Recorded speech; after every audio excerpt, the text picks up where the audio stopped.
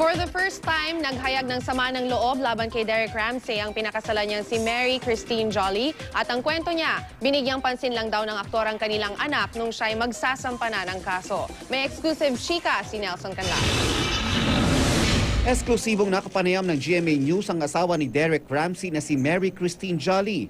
Filipino-Indian si Jolly na nakabase sa Dubai kasama ang kanilang 11-year-old na anak. This issue that's going on right now, this fight, it's not about me. It's really about my child who has been abandoned by a negligent father for so many years. 2001 daw nang magkakilala sila ni Derek. Nag-propose daw si Derek noong taon ding yun at pinakasalan siya sa Bulacan. Matapos ang ilang buwan, ipinagbuntis niya ang kanilang anak ni Derek. Pero nagkahiwalay daw sila ni Derek matapos siyang magsilang at agad silang nanirahan sa Dubai.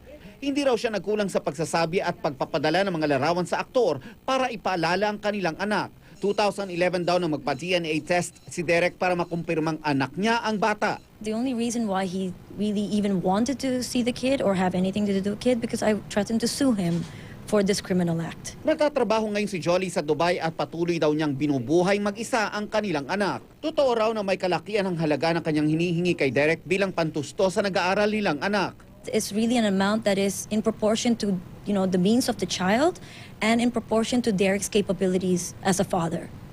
It is not out of proportion. It is just the right amount towards his living expenses abroad.